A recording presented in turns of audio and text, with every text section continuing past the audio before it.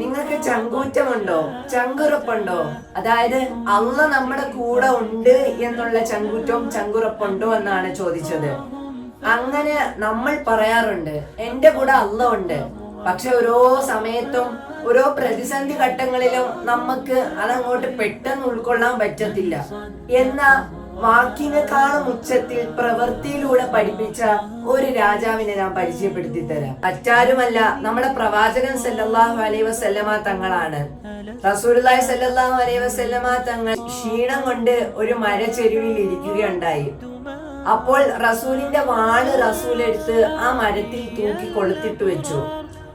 റസൂൽ അവിടെ നിന്നും ഒന്ന് മയങ്ങിപ്പോയൊരു നേരത്ത് ശത്രു വന്ന് ആ റസൂലിന്റെ വാളെടുക്കുകയും ആ പ്രവാചകന് നേർക്ക് ചൂണ്ടിയിട്ട് പറഞ്ഞു, മുഹമ്മദേ, ഇനി എങ്ങനെ രക്ഷപ്പെടും?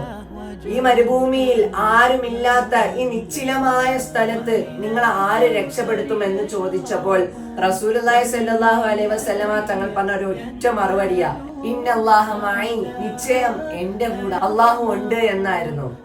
ഇത് പറഞ്ഞതോടുകൂടി ആ ശത്രുയുടെ കയ്യിൽ നിന്നും ആ വാള് താഴെ വീഴുകയും ആ വാളെടുത്ത് പ്രവാചകൻ സല്ലല്ലാഹു അലൈഹി വസല്ലമ തങ്ങൾ തിരികെ ചൂണ്ടിയിട്ട് പറഞ്ഞു, ഇനി നിന്നെ ആര് രക്ഷിക്കുമെന്ന്.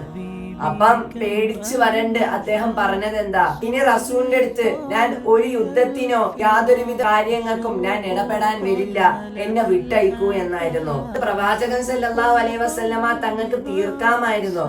പക്ഷെ റസൂൽ അവിടെ തീർത്തില്ല. റസൂല് ഏറ്റവും കൂടുതലും വാക്കുകൾ കൊണ്ടല്ല നമ്മളെ മയക്കിയിരുന്നത്. റസൂല് ജീവിതത്തിൽ ഓരോ പ്രവർത്തികൾ കൊണ്ടായിരുന്നു നമുക്ക് ഓരോ പാഠങ്ങളും നൽകിയിരുന്നത്.